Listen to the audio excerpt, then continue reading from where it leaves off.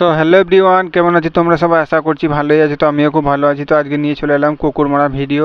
তো কুকুরটাকে একবারে মার্ডার করে দিয়েছে, রোডের উপরে একবারে সাঁটিয়ে দিয়েছে। তো দেখতে পাচ্ছ মুখের একটা অংশ কিন্তু নাই। আর এটা করেছে আমাদের গ্রামেরই ছেলেতে করেছে, তো তার নাম করছি না। তার কাছে ভিডিওটা পৌঁছালে সে দেখতে পাবে। তো ভাই, যারা গাড়ি ঘোড়া চালাচ্ছ খুবই সাবধানে চালাবে, কারণ এটা একটা কুকুর বলে যদি মানুষ হতো তাহলে তোমাদের কি অবস্থা হতো একবার চিন্তা করতে পেরেছো?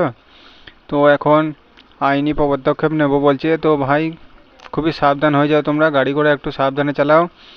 আর বিশেষভাবে অনুরোধ করছি আমার তরফ থেকে আমার গ্রামবাসীকে যে ভাই, যজন ড্রাইভার আছো যে কজন একটু সাবধানে চালাবে।